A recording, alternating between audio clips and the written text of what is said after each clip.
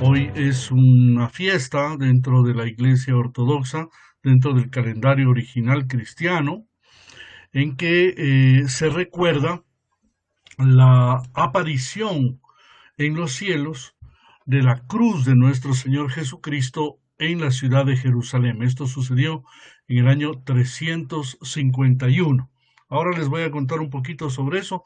Quiero comenzar saludando a Miguel Ángel Benítez, a Flavio Alexander y a Moni Vega. Que el Señor les bendiga. Un gusto tenerles nuevamente aquí en estas charlas.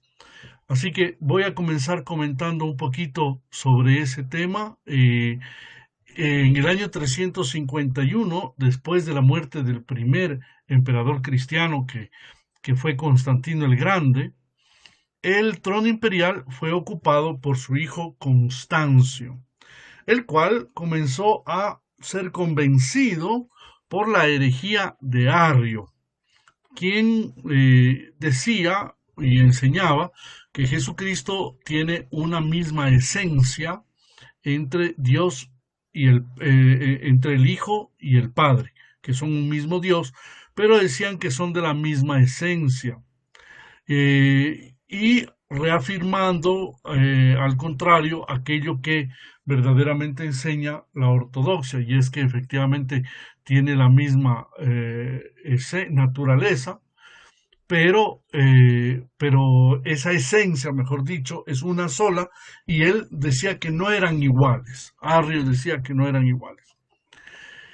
Y comenzó a suceder que el que era patriarca de Jerusalén pedía a Dios una manifestación, porque evidentemente comenzó a causar esto varias dificultades dentro del imperio, porque ya había gente que se hacía a favor de Arrio. Y el patriarca Cyril había ya advertido que están habiendo dificultades en el diálogo entre un grupo y otro y causando divisiones dentro del cristianismo.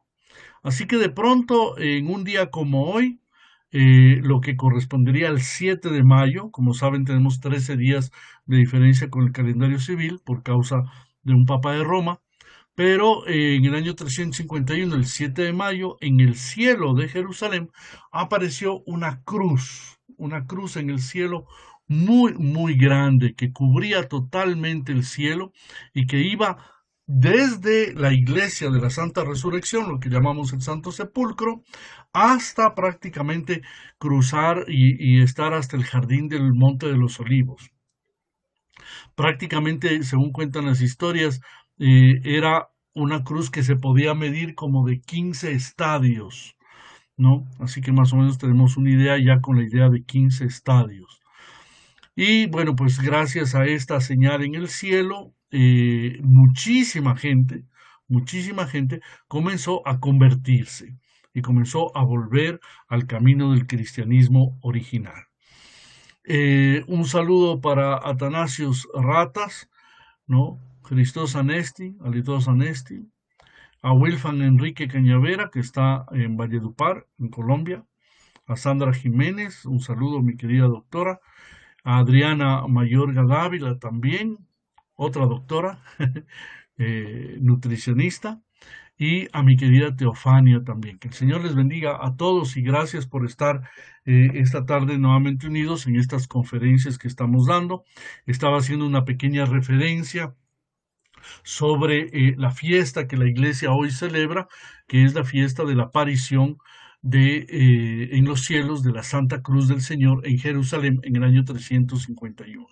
Fruto de esta aparición, que duró además todo el día y que fue posible verla por todos, muchísima gente, tanto judíos como griegos que eran paganos, pidieron perdón a Dios, aceptaron a Jesucristo como Salvador y recibieron el santo bautismo.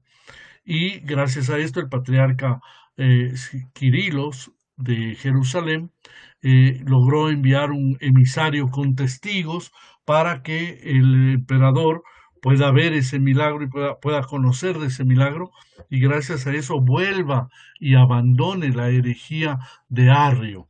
Así que Dios también en sus momentos se manifestó de formas extraordinarias a los cristianos para poder demostrar cuál es la verdad. A veces ha utilizado gestos y cosas sobrenaturales. Estamos tratando el tema que ya un poco vamos tratando. Me olvidé de ti, sí, Ronald, David, ¿cómo me voy a olvidar de ti? Imagínate, ¿no? Entonces, que Dios te bendiga también. Y verdaderamente vamos a a continuar tratando el tema de la conversión interior. Habíamos hablado de las pasiones, habíamos hablado de cómo la persona tiene una serie de potencias en el alma, las cuales debe trabajar y debe luchar para justamente derivar, llegar hasta lo que se llaman las virtudes. Y comenzamos un poco a hablar de aquellas pasiones, las más terribles, las que se llaman pasiones carnales. Y habíamos comenzado a hablar el día de ayer, la charla de ayer, sobre la templanza. Y yo les había insistido y les sigo insistiendo que tomen ese ejemplo que yo les puse con este ejemplito de esta espada, ¿no? De cómo se hacían las espadas antiguamente, que se metían al horno y que se las llevaba a gran fuego y a gran calor, y esa mezcla, esa unión de varios metales, después se la ponía en el frío y así se la iba golpeando, se la iba forjando. La palabra es forja en español, ¿no? Cómo forjar, cómo hacer este trabajo en la herrería. Y es un trabajo, además de que es hermoso, que es muy interesante, es un trabajo muy de sabios. Recordemos que aquellas incluso espadas que utilizan los samuráis, ¿no? Son espadas también especialísimas, en donde su hoja es muy fina y el hierro es verdaderamente muy especial, el acero es muy especial y no se logra verdaderamente ni siquiera hacerle daño, doblarlas o quebrarlas. Voy a bajar el volumen de estos aparatos porque si no nos van a interrumpir y me olvidé hoy de apagarlo. Perdónenme un segundo hasta que logre bajar el volumen de esta cosa. Vamos a ver. Y cuando uno quiere, ahí es cuando más se complica. Bien. Entonces, nuevamente, saludándoles a todos, retomamos el tema y vamos a continuar dentro de estas explicaciones, que es muy importante entender bien, porque si no vienen las desviaciones y cuando hay una desviación doctrinal, una desviación de las enseñanzas de los padres de la iglesia, tenemos resultados, cosas como algo que yo ayer les dije. Hay unos libros como este, se llama De las virtudes y de los vicios, que fue un libro que a mí me hizo muchísimo daño cuando comencé en la vida espiritual. No quiero entrar a hablar más a fondo sobre ese libro en particular para que no tengan la tentación de ir a buscarlo. Pero hay libros así publicados de gente que dice que son místicos, que son espirituales, que son o incluso so-called teólogos que hablan de estas cosas y no se basan en las enseñanzas de los padres de la iglesia, de los primeros obispos de la iglesia. Y enseñan cosas que no tienen ningún fundamento, ninguna base, solo que los nombres coinciden, fortaleza, templanza, etcétera, las virtudes o las pasiones igual, la ira, la lujuria, pero enseñan cosas que son más que fantasías, y son cosas que no están ni comprobadas ni verdaderamente recomendadas en la vida espiritual. Por eso, una de las cosas que debemos entender es que cuando luchamos contra las pasiones, las debemos mortificar. La palabra mortificar es dar muerte, ¿no? Pero la manera de dar muerte o de mortificar es hacer que las pasiones que se basan en ciertas tendencias, en ciertas cosas que nosotros sentimos que nos llevan, que nos jalan, puedan ser un poco controladas. El rechazo que se opone al cuerpo, dice San Basilio, es lo que sería la templanza. Es decir, no es un rechazo del cuerpo, ignorándolo o despreciándolo, sino el rechazo a apegarse a él con pasión, con pasión. Como recuerda San Gregorio Palamas comentando a San Pablo, la cita de Romanos 7:24, el cuerpo no es malo, no es malo. Y el apóstol muestra que él no acusa la carne, sino al deseo sobrevenido que viene a causa de la caída, del pecado o de las tentaciones. Cuando San Basilio define también la templanza como la renuncia a las cosas agradables, entiende por ello la renuncia, no a las cosas mismas, sino al placer sensible que se puede obtener de ellas. En ese sentido, para aclararles un poco, porque hay un poco una tendencia, particularmente en la iglesia occidental y en algunos movimientos, vamos a llamarlo así, evangélicos, eh, verdaderamente a encerrarse en una especie de doctrina o de forma de ser en que todo es pecado, todo es malo, todo es sucio, todo es feo. De hecho, una persona ayer justamente comentándome lo que sentía o lo que un poco ve a través de las conferencias, de estas charlas, me decía, pero ¿qué es lo que pasa? Que toda la vida, en todas las cosas marianas, o en las apariciones, o en las definiciones espirituales que hacen, todo es el sexo, todo es la cosa sexual. Y no es así. No es así. Es una parte, hay ciertas situaciones y desviaciones, indudablemente, pero en ningún momento esa es la obsesión que tiene la religión. Y esto es contra lo cual hoy en día los jóvenes y la gente en general enseguida salta. ¿Por qué? Porque han experimentado, porque han pasado, porque han vivido, porque han sentido cosas o han vivido cosas y dicen, bueno, no es tan malo, ¿por qué se pegan tanto? Entonces, todo eso lo estamos explicando, pero es muy importante entender que en ningún momento se pretende aniquilar o quitar las cosas buenas que tiene la vida, las cosas lindas, las cosas incluso hermosas que Dios mismo ha puesto. Sería ilógico hablar, por ejemplo, de que están mal las relaciones afectivas, no, cuando Dios ha bendecido el matrimonio. Es que sería totalmente ilógico. Entonces, lo que pasa es que hay que saber cómo se lo lleva o cómo se lo debe llevar correctamente y bien para que sea un placer completo, no desviado. Un saludo a Cristina Gamboa, que el Señor te bendiga, y lo mismo a Consuelito Almeida, que el Señor les bendiga, mi querida Victoria. Por lo tanto, vamos a completar esta idea. Eh, si conviene rechazar todo placer sensible, es a causa de la relación fundamental que el pecado mantenga con él. Vuelvo a repetir. Si conviene rechazar todo placer sensible, es a causa de la relación fundamental que el pecado mantenga con él. Pero pueden haber placeres buenos, pero claro, a mí me encantan, pongo un ejemplo, no es verdad, pero a mí me encantan los quesos maduros. Gouda, cheddar, me voy a decir nombres, Tilsit, tipos de quesos, Roquefort, me gustan. Bueno, ¿es algo malo? No. ¿Es algo pecaminoso? No. Pero es algo costoso, sí. No se consiguen baratos ni regalados los que, porque tienen un proceso, porque son, o me gustan los vinos. Hay vinos maravillosos, deliciosos, según la definición. Yo no tengo gusto mucho por los vinos, no, no, de hecho no entiendo mucho, pero hay diferentes cavas, tipos de cepas, ¿no? Etcétera. Es conocimiento básico de cultura, ¿no? ¿Verdad?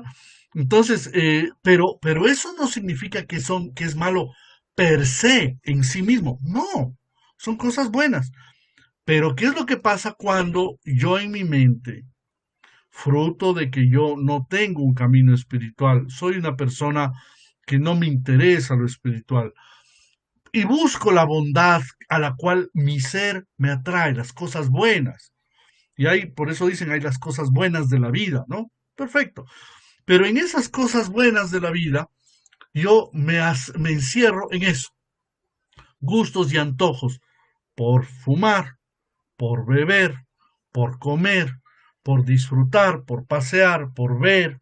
Y todos mis sentidos, todos estos sentidos que son puestos por Dios para que el hombre tenga una conciencia plena y nosotros por eso mismo se llama dispersarse, una persona dispersa. Es una persona que todos sus sentidos se abren así, ¿no? Y evidentemente, de alguna manera, esos sentidos se están captando durante todo el día: el oído, la vista, el olfato, el gusto, todo lo que es tocar. Entonces, están vivos. Y hoy en día, la psicología también habla de que hay 16 tipos diferentes de sentidos. Incluso se llega a hablar de eso, de que hay otros sentidos aparte de los sentidos básicos, llamémoslo así. Y con eso, el ser humano se dispersa. Desde que comienza el día, sale y está sintiendo. A eso se llama el sensus, el sentir. Y generalmente cuando ya llega la tarde, la noche, entonces se recoge. Y nuevamente vuelve. ¿Por qué? Porque tiene que descansar, pues. No puede estar durmiendo y al mismo tiempo oliendo, escuchando, etcétera. Aunque algunos se ponen hasta aparatos hasta para dormir, ¿no?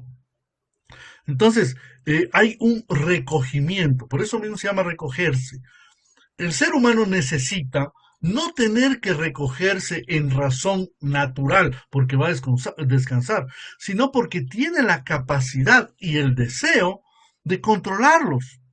No puede ser que se desboquen como caballos que no tienen rienda todos esos sentidos. Ahí viene el problema.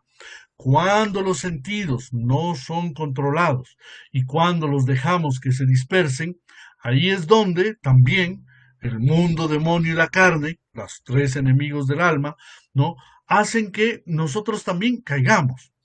Entonces alguien me decía, es que se centran ustedes mucho en la parte sexual. No, señores.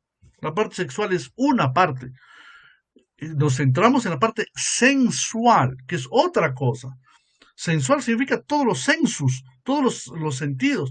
Y esos sentidos son los que hacen que a veces, mal controlados, vivamos en una mente todo el tiempo en otra cosa menos que en Dios. Y por eso es necesario volver a elevar nuestra mente. Hay cosas preciosas en la vida: la pintura, la música, el canto, y las cosas que Dios nos ha regalado, las frutas. Hay tantas cosas, olores maravillosos con los cuales se puede dar gloria a Dios. Y son cosas buenas y hay que disfrutarlas. Y para eso está la vida. Hay gente que cree que uno, cuando decide seguir a Dios, como decidió no casarse, porque debe ser pecado y debe ser sucio el matrimonio, entonces en razón de eso cerramos y todo nos parece malo. Todo lo contrario, hay cosas maravillosas que uno puede escuchar. Hay óperas extraordinarias, cantantes, música. Obviamente en ningún momento dentro de eso está ni el reggaetón ni todas esas cosas, porque eso ya son desviaciones de lo natural, digámoslo así. En todo caso, volviendo a nuestro tema y a lo que debemos hacer, hemos visto en efecto que si el hombre hace uso antinatural de sus facultades, da nacimiento a las pasiones. Y es porque se ha apartado de Dios, ha cedido a la atracción, al placer sensible. Es decir, nos gusta eso y eso nos distrae. Y el 99.9% de nuestra vida son distracciones, no es crecimiento interno. Por lo tanto, como decía ayer, mucha gente se queda enana espiritual, deforme espiritual. Se quedan personas que nunca logran verdaderamente entrar a un camino de crecimiento. Por lo tanto, ya hemos visto, y esta aclaración de esta charla es muy importante, que los objetos no son nunca malos en sí mismos, sino que lo que es susceptible de serlo es la meta que el hombre persigue a través de ellos o el uso que hace de ellos. Muchas veces hay esa manipulación, ese usar una cosa para terminar desviándola.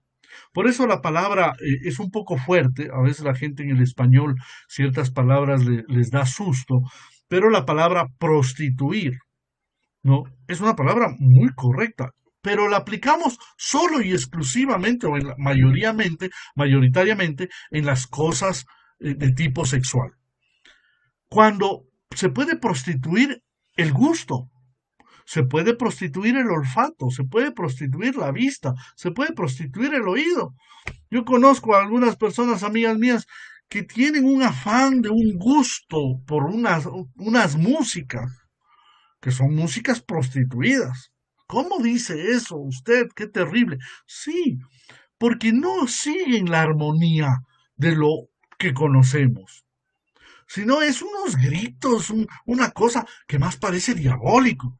Ay, pero es que usted es exagerado, usted es su opinión, porque algunos pueden encontrar belleza en eso.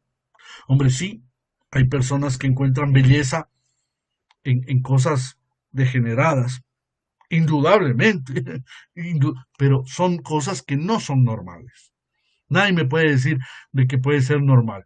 Hombre, habían y han habido gente, permítanme emitir un criterio, es un criterio ya de tipo personal. Durante mucho tiempo yo admiré, como yo estudié restauración de obras de arte, me gustaron muchas las obras de arte en general, pero me gustaba mucho Dalí y siempre admiré muchas cosas de Dalí. Pero cuando uno va viendo la personalidad nefasta de este personaje, tienes dos opciones. O era loco, un loco, loco, re loco, pero ciertamente no era genio, o era un engañador. Y yo tiendo a pensar eso. Hay algunos que se hacen disque genios de la música, del arte o de lo que fuera, y que en el fondo en realidad son gente que lo hace a propósito para los pobres incautos de los otros seres humanos, hacerles caer en un gusto que es desviado, que es anormal, que no es lógico, y evidentemente algo de genialidad hay en eso. Pero ¿puede decirse que hay genialidad, por ejemplo, en Satanás? No. Pero que puede tener genialidad, claro. ¿Por qué? Porque era un ángel. Y es un ángel que no ha perdido su condición angélica. Solo que en lugar de que sea un ángel al servicio de Dios, es un ángel al servicio de sí mismo. Y por lo tanto es un rebelde contra Dios. Y crea cosas como padre de la mentira que es, como indica la palabra de Dios, como padre de la mentira que es, crea imitaciones. Yo lo decía en alguna vez y lo he repetido, ya deben estar cansados de que lo diga, pero yo le llamo a Satanás el gran travesti. ¿Qué es un travesti? Es una persona que se deguisa, como se dice en francés, se viste como si fuera una mujer. No es una mujer, pero como si fuera una mujer para atraer a un hombre. Por lo tanto, ya en eso ya hay una desviación y hay una mentira. Lo mismo Satanás. Satanás hace algo para disfrazarse de bondad. Le encanta parecer bueno. Le encanta parecer y lo hace en son de burla. Lo hace queriendo con odio en contra de todo lo creado. Y por lo tanto le gusta copiar. Han habido apariciones marianas creadas por Satanás. Esto es una verdad absoluta, absoluta. Y han habido casos, no voy a hacer referencias, pero yo durante muchos años estudié fenómenos sobrenaturales y verdaderamente hay apariciones que son diabólicas y que parecen buenitas, pero engañan a la gente. Entonces, Satanás es padre de la mentira y es experto en recrear cosas. Y una forma de recrear es recrear supuestas genialidades que parece que fueran únicas, que fueran irrepetibles, que fueran estrambóticas, que fueran una cosa única. Y hay gente que cae y hay gente que se deja llevar por eso y que le gusta. Ahí está la moda. Ahí está la moda, porque la moda es comenzar ya a buscar cosas que cada vez sean más extrañas, más raras, más anormales, ¿no? Y hay personajes como, vuelvo a repetir, no voy a decir nombres, pero artistas que se han vestido con vestidos de carne, con cosas inmundas, con burlas en contra de la religión, y eso es aplaudido. Yo no entiendo. No entiendo. Comencemos por respetar, ya que hoy en día hablamos mucho de los derechos, porque una de las formas que Satanás ha tenido también es crear el mundo de los derechos. Y creando el mundo de los derechos, decir es que yo tengo derecho a hacer y a hacer de mi vida lo que quiera. Ok, entremos al mundo de los derechos. Si vamos al mundo de los derechos, respétennos también. Somos una forma también de expresión etcétera, en el tema religioso. En fin, ya eso es entrar en más cosas más complejas y no quiero entrar en esas discusiones, pero sí quiero llegar a la claridad de que muchas cosas que el hombre tiene a su alrededor son buenas, son hermosas, son sanas, pero es la intención del corazón del hombre, lo dice la escritura, la que desvía del camino original. San Máximo, el confesor, uno de los grandes padres de la Iglesia, distingue los objetos, su representación y la pasión vinculada a ellos y precisa que la lucha que debemos tener todos debe dirigirse contra la pasión, no contra el objeto. ¿No?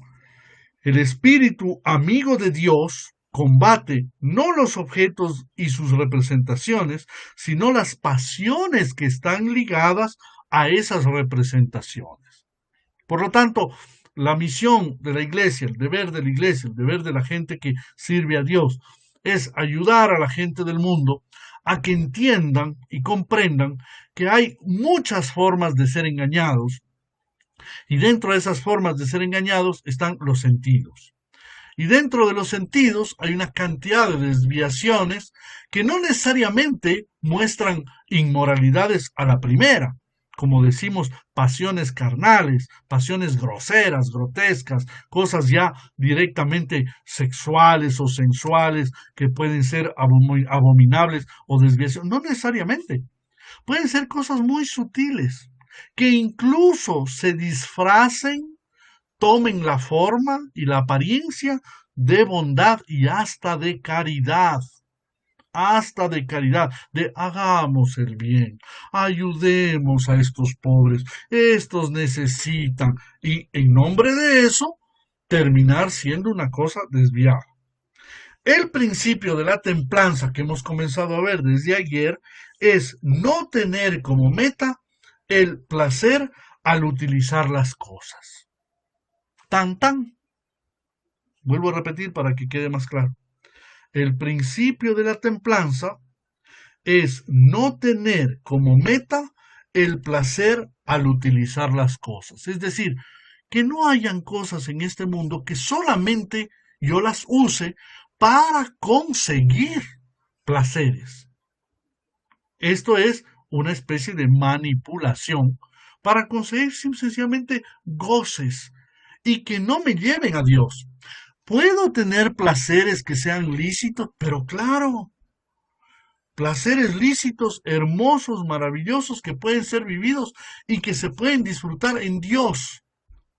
Música en Dios, pero claro, pintura en Dios, viajes en Dios, todo, siempre y cuando eso sirva para qué, para gloria de Dios y para bienestar de nuestra alma, que es un alma eterna, es un alma que va a trascender, que va a continuar. Saludos a mi querida Claudia Constantín, a Josué Escamilla también, que Dios les bendiga. Dice Josué Escamilla, bueno, dice Claudia Constantín, juzgar el pecado y no al pecador. Ezequiel 33, cierto, correcto, es lo que deberíamos hacer.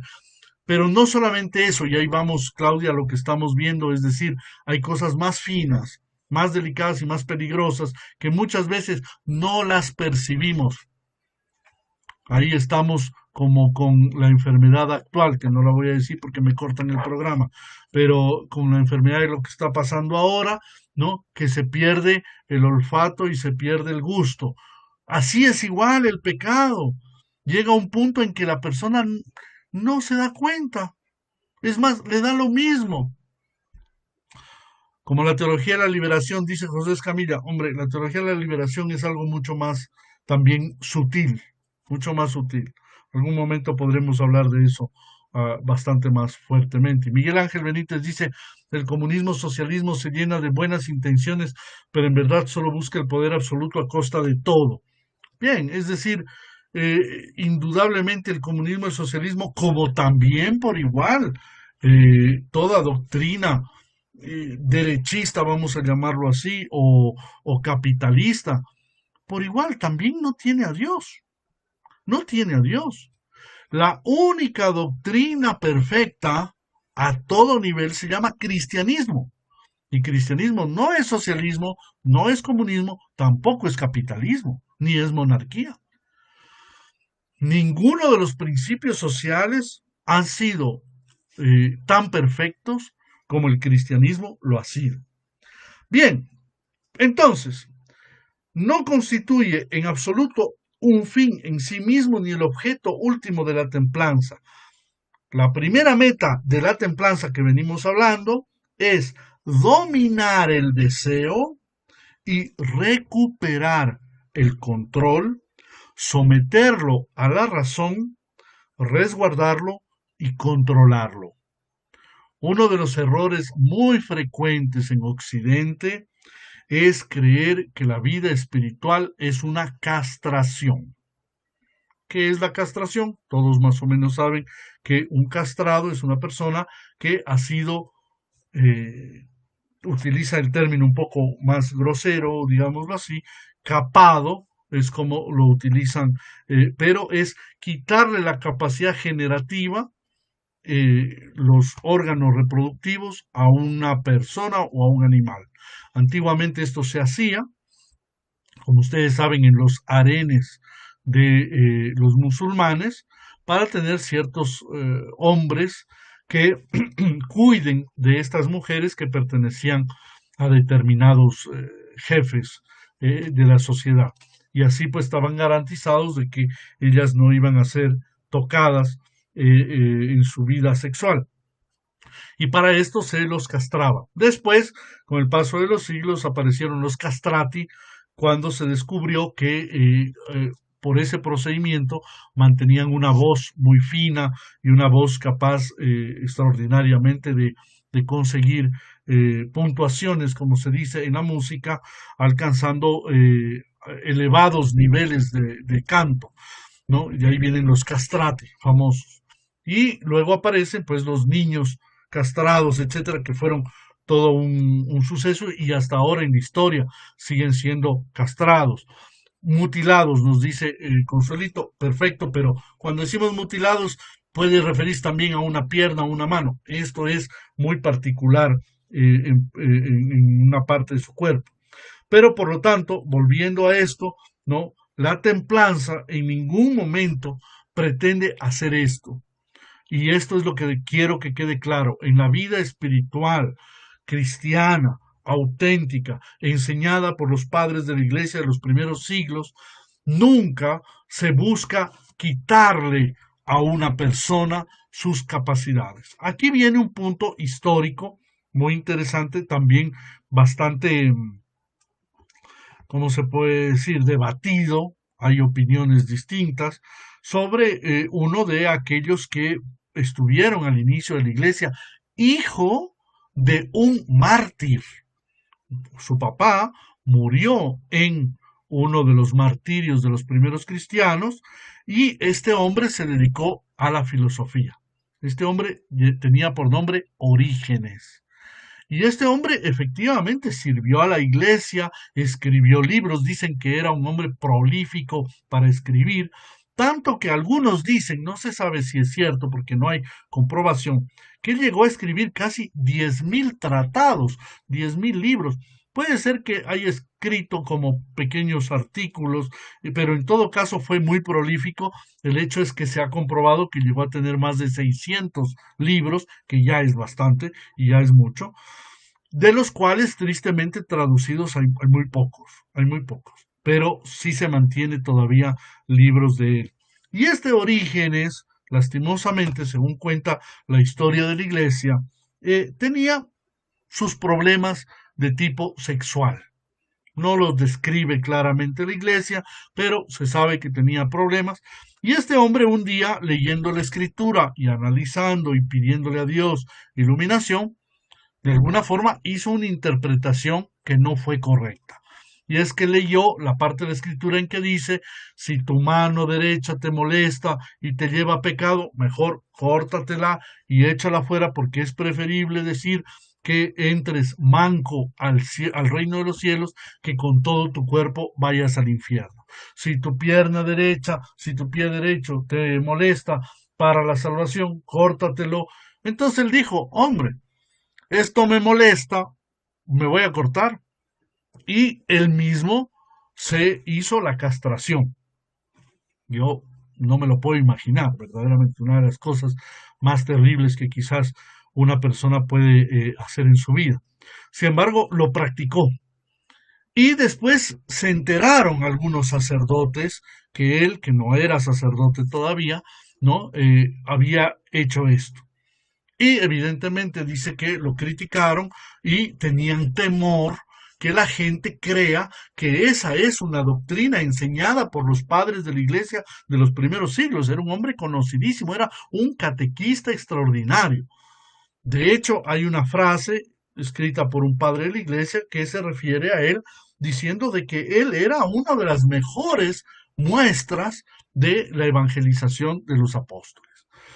Sin embargo, lastimosamente, pues cometió este error, así que fue perseguido por los sacerdotes de la época y prácticamente tuvo que esconderse en una región, si mal no me recuerdo, de Alejandría, donde lo hicieron un obispo, sabiendo y conociendo la situación, lo ordenó sacerdote y ejerció de sacerdote hasta su muerte, aunque fue perseguido y fue excomulgado.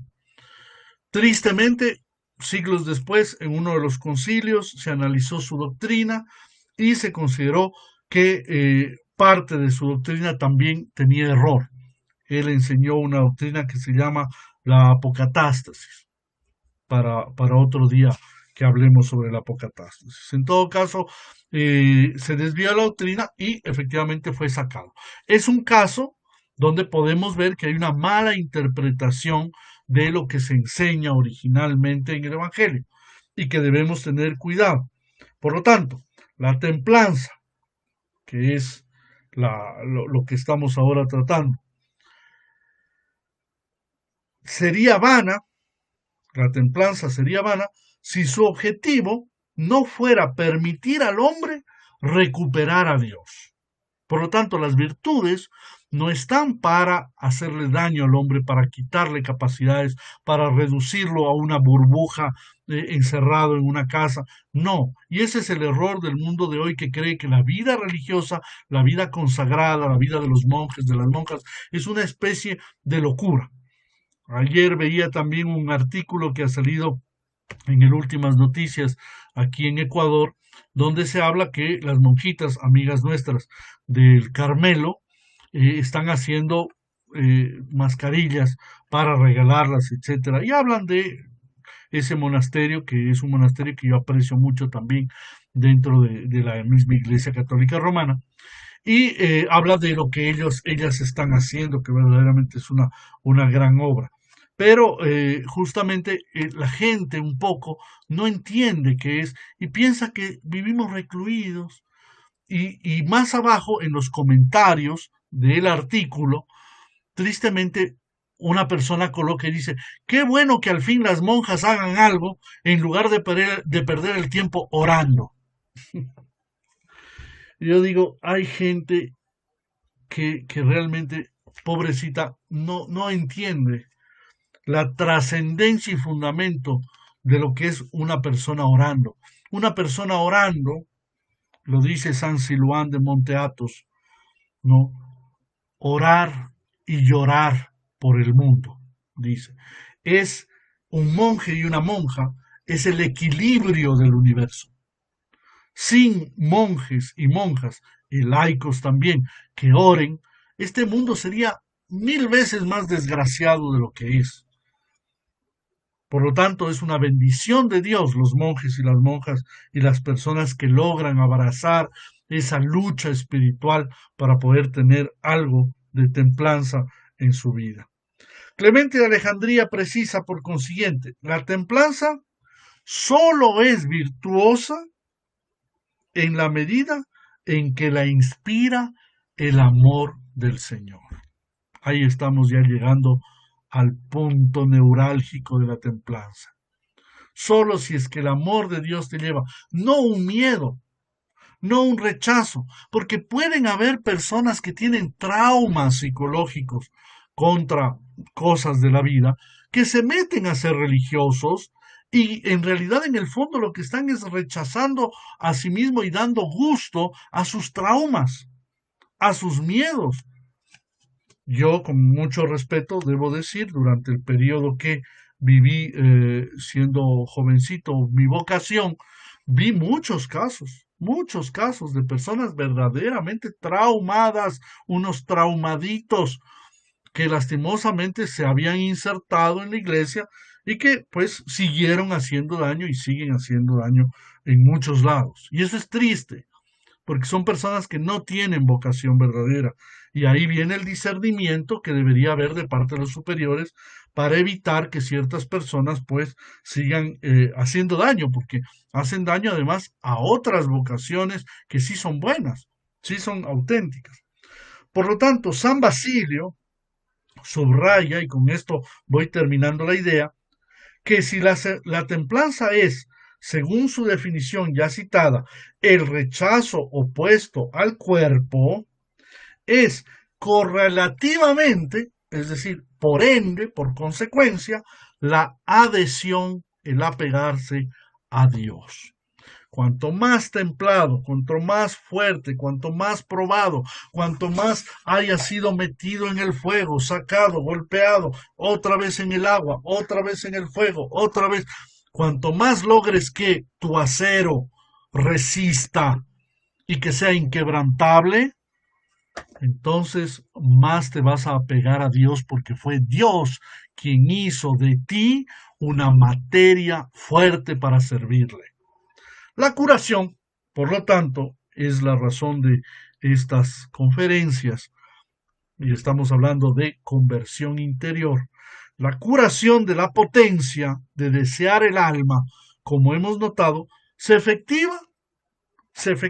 realiza mediante la conversión. ¿Qué es la conversión? Es volverse de ese mundo en el cual nosotros estamos dispersos por todos los sentidos. Parecemos una especie, es gracioso, un ejemplo que pone un padre de la iglesia, lo estaba revisando, y dice que a veces el ser humano es como una especie de tubería que va hacia arriba con todos sus deseos, anhelos, y que de pronto explota y más o menos se difunde así. Si no tiene de dónde agarrarse esa explosión de realidades, va a buscar lo primero que encuentre. Por eso debemos brindarle a la persona la capacidad de encontrarse con Dios, de amar a Dios.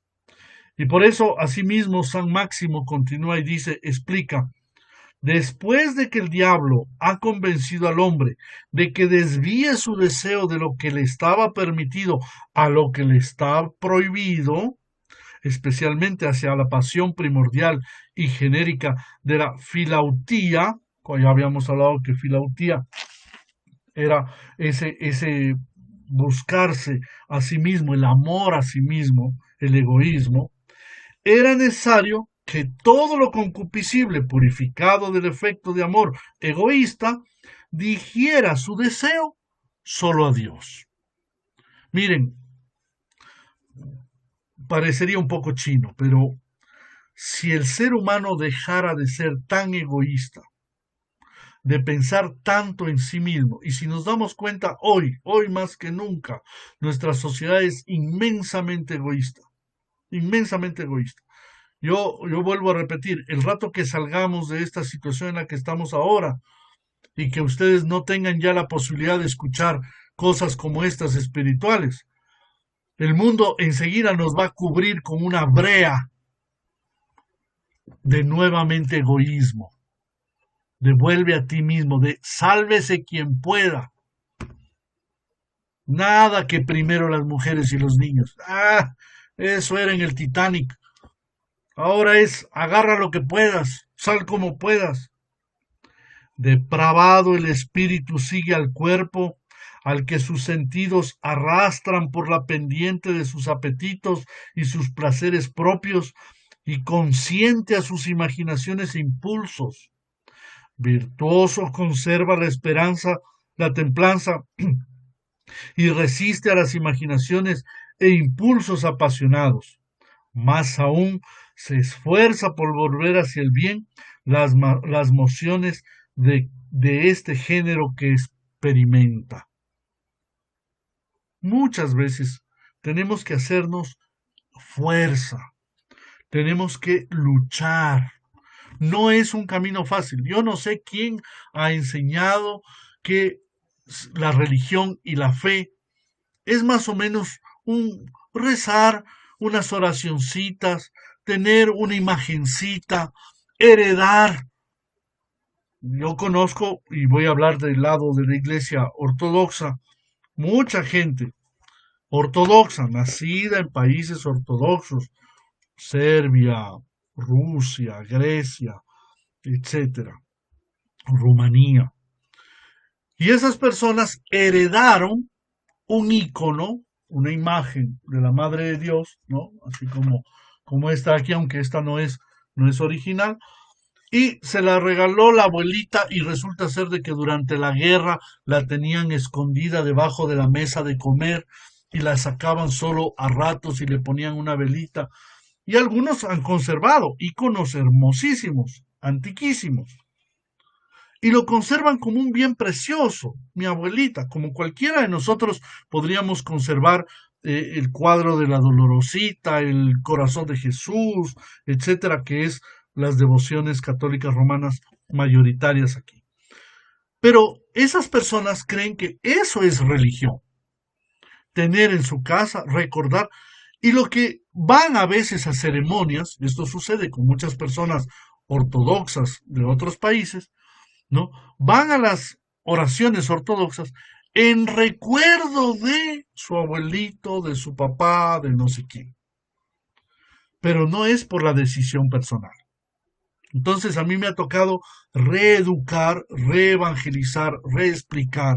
Vean, eso es lindo, pero eso tenía un valor en sí mismo, en su época, que lo vivió tu mamá, tu abuelito, tu ancestro, y que esa persona que vivió hambres, guerras, persecuciones, momentos difíciles, se cuenta, por ejemplo, de que en Bulgaria y en algunos países de comunistas era prohibido hacer lo que normalmente hoy se hacen en las iglesias ortodoxas. Uno pasa por fuera de una iglesia ortodoxa y lo primero que hace es la señal de la cruz enfrente de la iglesia. Es lo normal, ¿no? Hace uno la señal de la cruz. En la época comunista tú hacías eso y enseguida te seguían o te anotaban y te caía machete. En la época de Stalin, muerte segura. Entonces, ¿qué es lo que hacían muchos que estaban perseguidos? Cuentan que con la lengua hacían en el paladar la señal de la cruz. Intente usted ahora que está ahí viéndome, intente hacer la señal de la cruz con la lengua en el paladar. Yo ya lo hice. Así tenían que vivir su fe, escondidos, porque no podían expresar hacia afuera. Entonces, muchos ancestros de cristianos ortodoxos fueron verdaderamente héroes, héroes de la fe. Cuando cayó el comunismo y cuando se liberó todo, ahora han vuelto a colocar iglesias. Es increíble, a mí me encantaría que algunas de las personas que me ven pudieran viajar cuando haya como y cuando haya posibilidades, puedan viajar y conocer Rumanía, por ejemplo. Rumanía después de la caída de Ceausescu, es increíble la cantidad de iglesias, de monasterios y de todo. ¿Por qué? Porque aunque perdieron, miren que llegaron a ser solamente 16 monasterios en toda Rumanía, porque Ceausescu, a través de su persecución y de su dictadura, eliminó la vida religiosa prácticamente en Rumanía. Hoy en día, casi cada esquina hay una iglesia nueva. Y la gente ha vuelto y los jóvenes tienen. ¿Por qué? Porque fueron perseguidos. Bendita persecución. Y asimismo ahora que aparecen toda esa gente que ocupa puestos y cargos políticos y que están en contra de la religión y que son los primeros en que ahora dicen, ¿para qué abrir las iglesias? Manténganlas cerradas. No, eso sí, las discotecas sí, que las abran. No, los museos que los abran. Veía a una persona amiga mía que dice, es fundamental que se reabran los museos y las iglesias cerradas. Dígame, ¿en qué museo a usted le dan la comunión, que es la vida espiritual? Ninguno, pues. ¿En qué discoteca tú vas a ganar algo para crecer? Te puedes divertir, que como siempre volvemos, son estos sentidos que se dispersan. Pero no es el vivir lo que necesitas, que es una paz interior, que es la presencia en el amor de Dios. Y eso hace falta que se luche. Luchar, pero la lucha no tiene que venir de los sacerdotes ni de las monjas. Ellos ya tienen su lucha personal. Debe venir de los laicos, de la gente civil, de la gente a pie, que no permita que nos pisoteen y nos quiten los valores espirituales que hoy necesitamos. La mayoría, dice Miguel Ángel Benítez, son católicos culturales, pero viven una espiritualidad superficial. Indudable. Pero el deber de que debemos cambiar esa gente no está en el curito de las monjitas, está en todos, en que se conozca esto y al amigo, al conocido, se le transmita, no solamente poniéndole copiar y pegar o mandándole un link para que ojalá vea. La mitad de la gente no ve. La mayoría de mis propios fieles no ven. Ven un rato y después el loco de Vladica que está hablando, ¿no? Pero hay personas que el alma Dios les toca. Y cuando les toca comienzan a sentir más y van entendiendo. Se les abre la iluminación espiritual y van sintiendo que esto tiene una trascendencia. Por lo tanto, esas personas no pueden quedarse calladas y deben comenzar a compartir con otras personas y darles a entender y a digerirles, porque igual como la mamá pajarito, ¿verdad? Que viene al nido y se encuentra a sus pequeños ahí que están todavía en el nido y regurgita para darles ya comidito un poco de lo que ella ha conseguido, así debemos también ayudar un poco y darles a los demás lo que ya nosotros hemos entendido. Caso contrario, nos volvemos glotones espirituales, personas que solo para mí, yo quiero saber, yo quiero conocer. Y hay un montón de intelectualoides que también van captando las cosas, pero nunca comparten. Nunca son capaces de hacer un camino espiritual para otros. Por eso, y vamos terminando el tema de la templanza hoy, la templanza, por lo tanto, cura la parte desiderativa del alma, esos deseos, si es que los controlamos y aprendemos a controlarnos. Conozco personas, y perdonen que ponga todos estos ejemplos, yo no sé si los aburro, pero yo conozco personas, particularmente gente joven, que uno les sirve un plato bien puesto porque sabe, son jóvenes, están creciendo, tienen que comer más y les ponen, nosotros decimos plato de albañil, ¿no? Decimos bien servido. Acaban Y cuando acabaron, uno le pregunta, ¿quiere más? Bueno, y son capaces de comerse un segundo plato, ¿no? Mi papá decía, creo que muchos padres decían así antiguamente, traga aldabas, personas que son capaces de comer cualquier cosa, ¿no? Así igual también hay personas espirituales, que andan leyendo, viendo, conociendo, pero no aprovechan. Y eso es un pecado. Eso es un pecado también. ¿Por qué? Porque Dios te está dando la gracia de que conozcas algo, primero para la salvación de tu alma.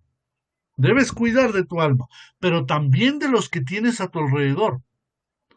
Hay de aquellos que tienen hijos, parientes, conocidos, amigos, y que tienen la posibilidad de corregirles, de decirles y de enseñarles, y no lo hacen, no lo hacen.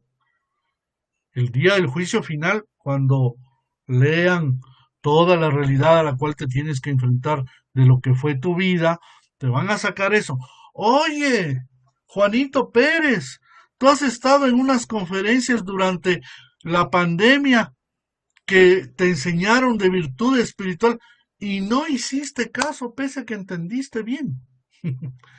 Vamos a ser juzgados por cada cosa que hemos recibido regalada de Dios y no la hemos aprovechado. Don Roberto Miranda dice, la templanza puede quebrarte y no alcanzar su objetivo de llegar a Dios nunca. Si es que es una forma de lucha personal, nunca es quiebra. Puede ser que tú sientas que humanamente te quiebra o que hay momentos en donde no puedes más. Pero incluso cuando hay una caída, óyeme bien, cuando hay una caída, el hombre creyente se levanta con mayor fe. Aunque hayan momentos de confusión y que uno dice, Dios mío, he luchado. Hace unos días me llamaba un pastor, porque aunque no crean, sacerdotes católicos y pastores evangélicos se contactan conmigo. Y ese pastor me decía, obviamente guardo la reserva, no lo digo, pero no era confesión, así que no estoy rompiendo nada, pero me decía, mire, Vladica, no aguanto más, no aguanto más, me es muy difícil perseverar como pastor, predico muchas cosas y no las puedo vivir.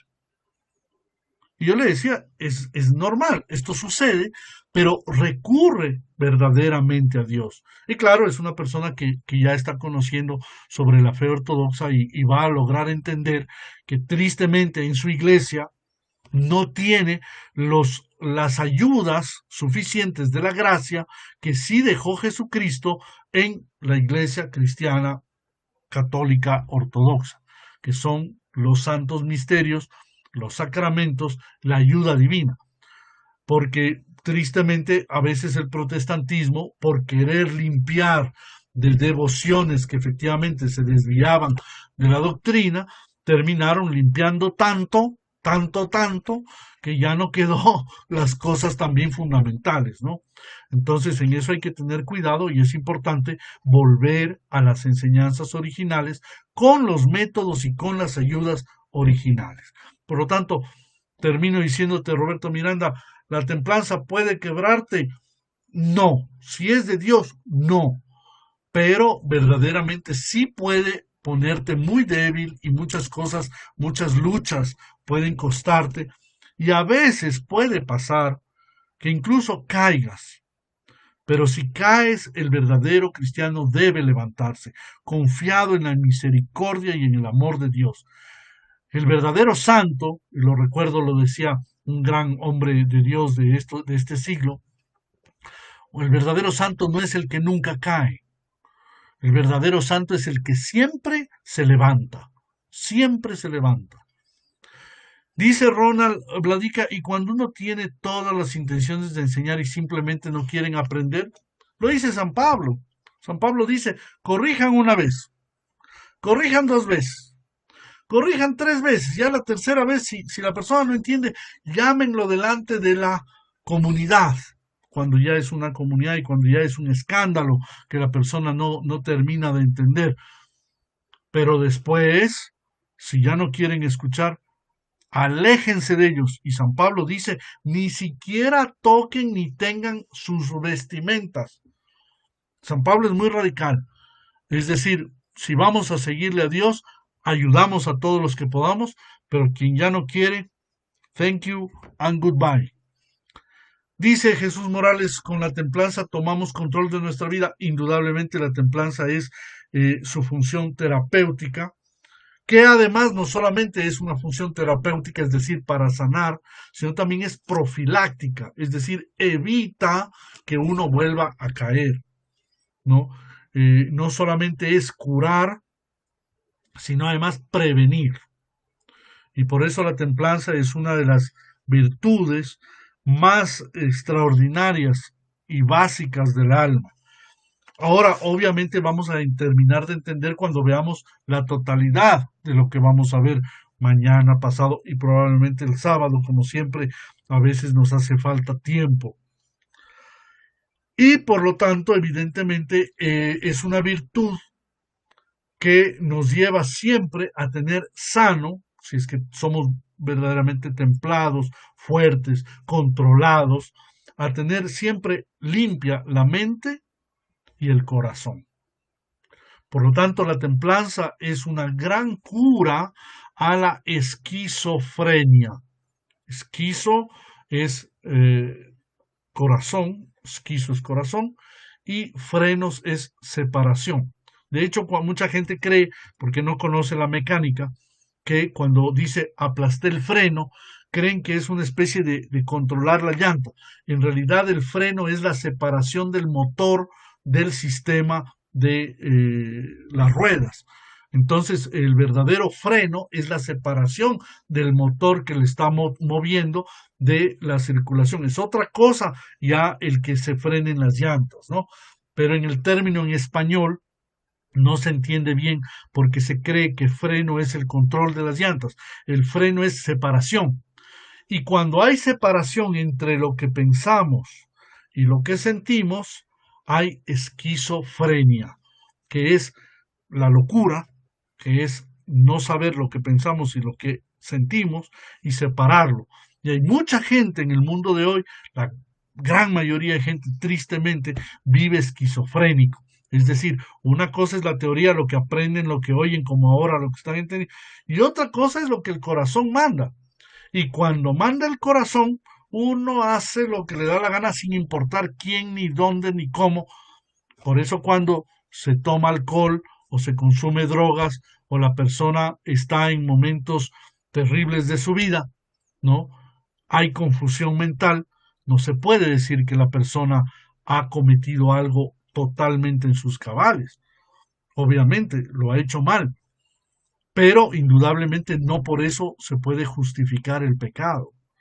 Y esto es lo grave. Por eso son malas las drogas, son malo el alcohol, es malo no tener conciencia, porque muchas veces puede hacer la persona cosas de las cuales después se va a arrepentir gravemente y no tuvo conciencia para decir sí o decir no.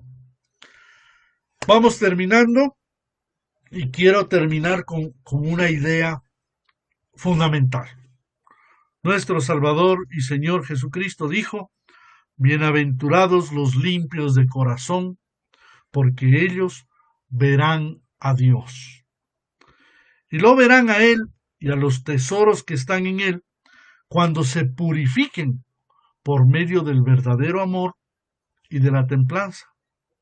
Y tanto más, cuanto más enérgico sea su esfuerzo por purificarse.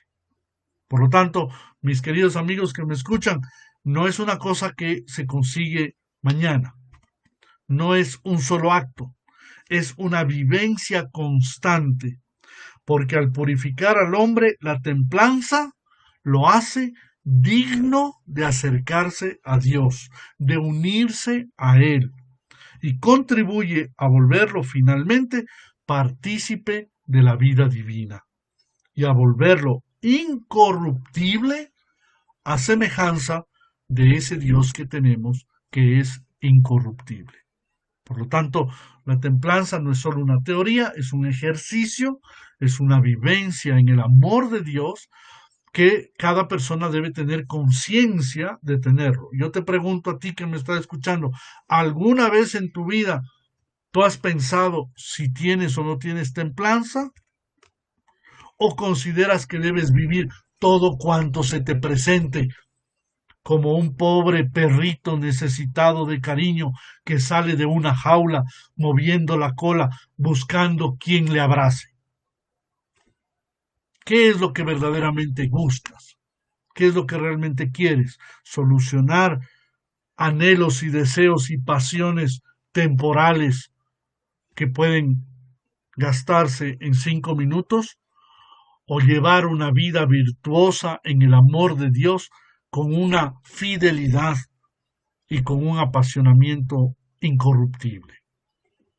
Por lo tanto, pidámosle al Señor que Él nos ayude, porque una de las cosas para terminar esta idea no es que tú puedes hacerlo por ti mismo. Vuelvo a repetir, el cristianismo no es budismo, no es hinduismo, no es yo medito, yo hago un ejercicio, hago tal cosa y me da el resultado. No, es la invitación de nuestra libertad a decirle, ven Señor, entra en mí, entra en mi corazón, fortaléceme, ayúdame. Y muchas veces vamos a tener que llorar nuestras caídas.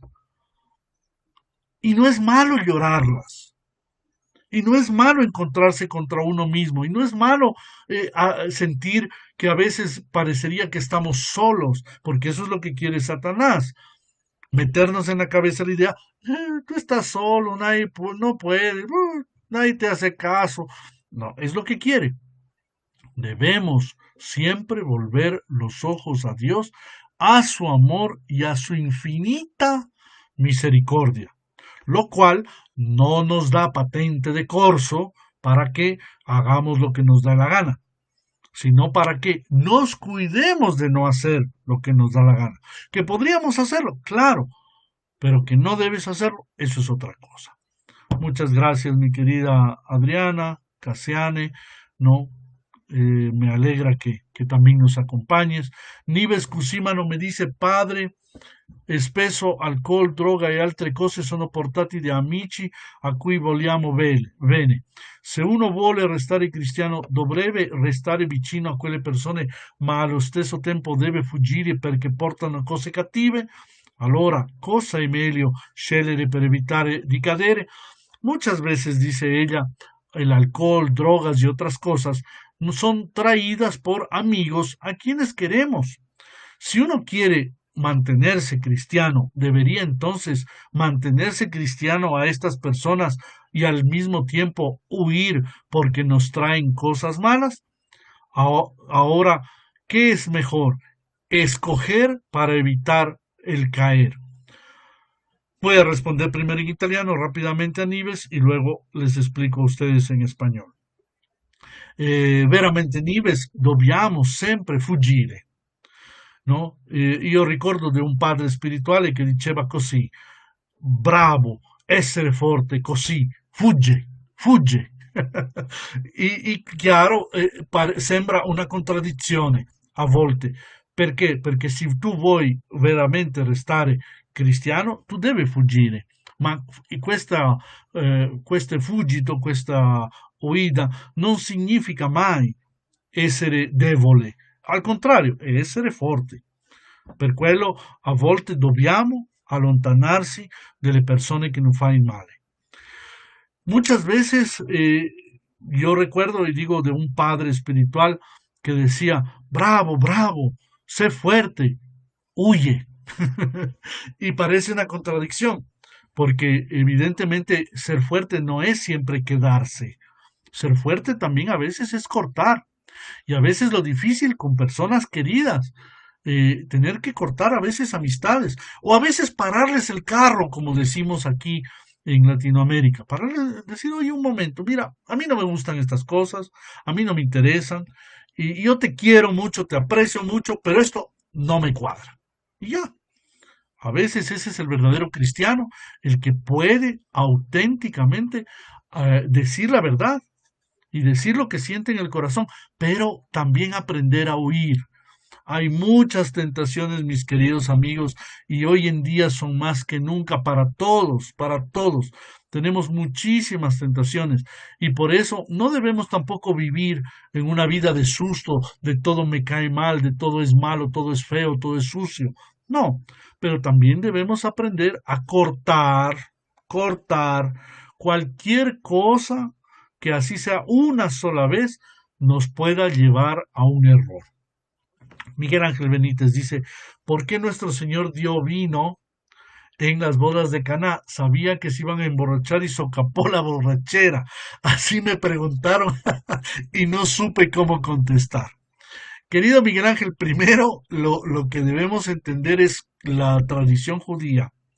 El vino no es solamente una bebida, esto es una cosa que nosotros la tenemos así porque nuestra cultura es distinta de la cultura judaica.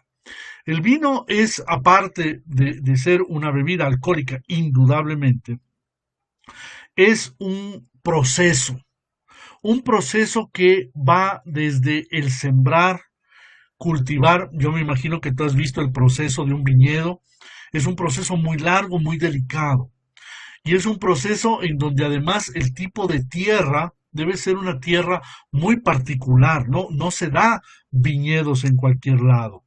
Por lo tanto, la producción de la uva para el pueblo de Israel tiene también una ligadura cultural con el proceso de la vida. De hecho, esa palabra que utilizan los hebreos, lehaim, a la vida, tiene que ver con viña, no por la apariencia de vida, viña, eso es en español, pero tiene que ver en el hebreo. ¿Por qué?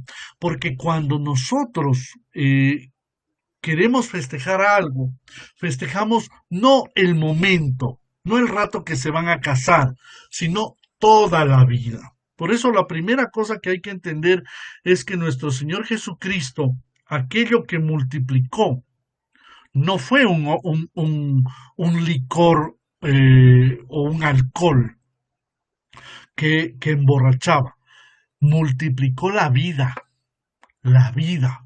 Esto no se entiende mientras no se haga una hermenéutica y una exégesis, que es un estudio tanto de la cultura hebrea como también de lo que verdaderamente el Señor hizo. El Señor no multiplicó carnes, el Señor no multiplicó chanchos, el Señor multiplica vino y es la transmutación, transformación del agua, que es un principio de vida en vino, que es una bebida fruto de un esfuerzo. Algunos de los teólogos de la teología de la liberación, que han estudiado también, pero con sus manipulaciones, dicen que es parecido a lo que los indígenas también acá hacían la chicha. Pero no, es totalmente diferente porque la chicha es fruto justamente de un fermento, ¿no? Más se centra en ese fermento más que el proceso todo como es de la viña. Para la viña es necesario que haya sol, es necesario que haya agua, es necesario que haya viento, hay una serie de condiciones muy distintas a lo que sucede con el maíz, etcétera. Por lo tanto, volviendo a tu pregunta y centrándome en ella para terminar, verdaderamente nuestro Señor Jesucristo no estaba socapando borrachera, porque además la fiesta duraba 3 a 5 días. 3 a 5 días no es pues borrachera continua, te agarra un poco, etcétera. Y además los vinos, recordemos, no eran de alto grado alcohólico. Nosotros aquí en nuestra comunidad hacemos vino también para la Eucaristía. Y obviamente un vino debe tener un grado alcohólico, pero no tiene ese grado alcohólico como son, por ejemplo, las puntas o el pájaro azul o las bebidas que acá se toman o el vodka. No tiene comparación, no tiene comparación. Por lo tanto, aquel que te dijo, primero y ante todo, es un ignorante profundo de lo que es verdaderamente el vino, y segundo, es un ignorante profundo en la escritura. Nuestro Señor en ningún momento estaba socapando eso, sino multiplicando la vida. Y por eso la parábola de las bodas de Caná habla de que el amor de la pareja no solamente debe quedar en la primera fase, que es el inicio del festejo, que es la alegría, el compartir, un chico y una chica se casan, se juntan, se aman, no, sino el final de la fiesta. Y el final de la fiesta es la fidelidad. El mensaje de las bodas de Caná habla de que el buen vino viene al final de la fiesta. Y al final de la fiesta es cuando el matrimonio han pasado los años y aún así se mantienen fieles, y aún así se aman, y aún así se aguantan, y aún así se soportan. Eso es lo bello del matrimonio, que llegan a un punto donde se ha trascendido la parte sensual, la parte física, para entrar a la parte hermosa, humana y espiritual que da el matrimonio y la bendición de Dios y la consagración del matrimonio. Por lo tanto, vuelvo a repetir, quien lo ha dicho, quien lo ha hablado, como muchos hablan porque Dios les ha dado boca, no entienden de lo que verdaderamente se enseña en las escrituras. En todo caso, espero que te haya ayudado esta explicación. Hay un dicho aquí en México también, corriendo se gana. Correcto, no lo conocía. Yo lo que me encanta de México, y lo he dicho varias veces, cuando dicen primero Dios, o en Costa Rica también dicen una frase parecida, no la recuerdo ahora, pero dicen algo referente a Dios, primero Dios o con la voluntad de Dios. Y nosotros también tenemos acá en Ecuador una frase muy hermosa que la gente continuamente dice, a veces sin darse cuenta, dice Dios le pague, pero es referirse a Dios y tener a Dios en nuestra vida, ¿no? En el escudo de Cuenca también recuerdo que dice una frase, eh, eh, primero Dios y después vos, algo así, ¿no? Es lo que dice en el escudo de la ciudad de Cuenca, acá en Ecuador. Bien, un saludo cariñoso con todos, que Dios les bendiga, les espero mañana para continuar. Aquellas personas que ya no hicieron la prueba de iconografía todavía pueden hacerla, ¿no? Pero por favor pídanmela, y en todo caso esta semana ya es el final de la prueba de, de la prueba justamente de iconografía, y la próxima semana tenemos la prueba de vida espiritual sana. Así que aprovechen esta semana para ver también los videos de vida espiritual sana.